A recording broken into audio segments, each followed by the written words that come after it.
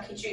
સમાચારમાં વાત કરીએ તો સ્પાની આડમાં દેહ વેપારનો ધંધો ચલાવતા ઇસમોને પકડી પાડી કાયદેસરની કાર્યવાહી કરતી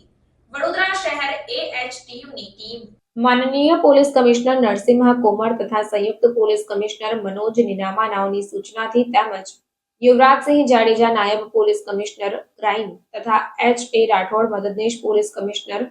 ક્રાઇમ નાઓના માર્ગદર્શન હેઠળ શહેરમાં ચાલતા દેહ વેપારના ધંધાને નેસ્તનાબૂદ કરી ધંધો કરાવતા હોય તેવા તત્વો વિરુદ્ધમાં કાયદેસરની કાર્યવાહી કરવા સારું પોલીસના ઉચ્ચ અધિકારીઓ દ્વારા જરૂરી સૂચન અને માર્ગદર્શન આપેલ હોય, જે અંતર્ગત doctor B Patel police inspector AHTU નાઓએ તાબાના માણસોને સૂચના કરતા એએચટીયુ ટીમ વડોદરા શહેરમાં પેટ્રોલિંગમાં હતી। તે દરમિયાન બાતમી હકીકત મળેલ કે તોસિફ ઇસ્માઇલજી ખત્રી નાનો પોતાના આર્થિક ફાયદા સારું રાજ્ય બહારથી તથા ગુજરાત રાજ્યની જરૂરિયાતમંદ યુવતીઓને બોલાવી પોતે ધ રોયલ રીચ સ્ટાઇલ નામનું spa લિલેરિયા Paramount complex Maninagar society પાસે તુલસીધામ 4 રસ્તા માંજલપુર વડોદરા ખાતે ચલાવી સ્પાની આડમાં ગેરકાયદેસર છોકરીઓ પાસે દેહ વેપારનો ધંધો કરાવે છે અને તેમાં ગ્રાહકો પાસે એન્ટ્રી પેટે ₹1200 થી 1500 જેટલા રૂપિયા લઈ અને ત્યારબાદ ઈચ્છુક યુવકો પુરુષો સાથે